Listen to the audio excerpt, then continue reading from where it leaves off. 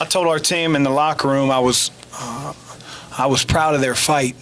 I thought that there was a lid on the basket from the first half, and sometimes that wears on you both mentally and physically. You don't give the same effort on the defensive end, and I didn't think that was the case at all. I thought we continued to battle, and we could not put the ball in the hole.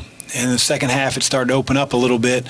But I thought outside of losing Jalen Cone a couple times, I thought our defense was on point. We made Nolly work for his catches. There were a couple times when they were trying to post him in the long post. Both Dwayne and Jordan did a great job fronting him and not allowing it to go in easily, where he's really been effective all year long. I thought Jordan, maybe played one of his most complete games in a Louisville uniform, ironically his last one here. And I thought on the defensive end he gave great effort. He guarded the ball exceedingly well. He rebounded. I thought he made the right plays in transition. And it was good to see. Obviously we're shorthanded a little bit. We've got several guys that are injured. One of them a huge contributor to our team, and hopefully we get him back. I'll just list him as day-to-day from here on out. I'm talking about Malik, as you know. So, questions? Can you update us at all as far as whether Malik has had an MRI, an X-ray? Yeah, there's nothing that's wrong with him other than he twisted his ankle and it's swollen. We're waiting for the swelling to go down. The more the swelling goes down, the less pain there is. The good thing is if you have to have a sprained ankle on a guy that can come back and is maybe the toughest guy on our team, he'd be right up there towards the top. So the moment he can play, he will be out there. And so it's probably too far out to say, and we think he's going to play at Virginia, but I know he's going to do everything he can over the next several days to be prepared to play at Virginia. And if we can't, he can't. On another note, toward the end of the ceremonies before the game, you made a comment about you wanted it louder during the game. Did you feel like the guys were not getting the reception they deserve? That's a pretty negative way to phrase that question, Tim. Well, it was a pretty negative comment on your part, I thought. No. Don't start pointing fingers at me. I would just say that, I thought it was pretty loud. I thought the seniors were honored. Probably wasn't to capacity in terms of people don't necessarily get here 20, 30 minutes before, but I thought it was really loud, and I wanted the same thing to happen once the game goes on because I know that our guys feed off that adrenaline. And I thought in the second half we made a run. I know it's tough to stand up and cheer when both teams haven't scored 6 times in a row. It's like you go to the loony bin if you start doing that, but that's all right. Fans can go in the loony bin. That's fine. So it was good. I thought we were really spurred on by our crowd today. Rich, did you make offensive and defensive adjustments in the second half there after it was tied at halftime?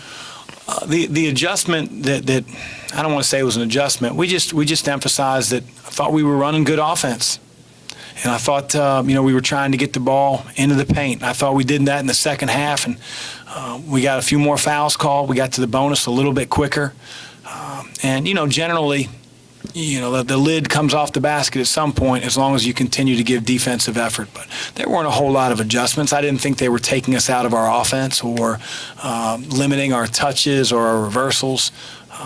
But it was just a matter of seeing those shots go in or trying to grab some more offensive rebounds. Virginia Tech is a little smaller maybe than some other teams, but do you guys have to change when Dwayne's at the 5 or Quinn as opposed to Steve? Do you have to change the way that you run things at all? Or we don't necessarily. First of all, Dwayne he's like a computer on offense. He can run every position, every play. It's honestly amazing because he doesn't get reps at every position. Most guys just know, okay, I'm the 2, I go here, I screen there, and they don't have the full concept of the play, but Dwayne does. You don't find that a whole lot. We still run the same stuff, but the emphasis may not be to get the ball into Dwayne in the post. We certainly set pick and rolls, and where often he would pop, he has to roll because there's limited spacing when you have 5 guys on the perimeter, spacing under the basket, but there's not spacing on the perimeter. So we do run a lot of similar things, and then we just try to put guys in the right positions that we can take advantage of. So, do you draw it up for David to get that offensive rebound and kick it out to Keith for the 3 to end senior night? That worked out pretty well. I did. You can put that on the TV show, Kent. That would be the play of the week. All right. How about that as a way to end it though? That was awesome. I mean, again, I've been talking about David's IQ, just the presence of mind, like to know where Keith was, to, have the unselfishness to spray it out and then give Otto credit. A lot of times, guy doesn't play a whole lot. I've seen that shot 1,000 times hit the side of the backboard, and I'm glad for him. He's a good shooter. He's a good shooter. I'm sure I should be playing him more. What, if anything, do you, is on? I can hear you.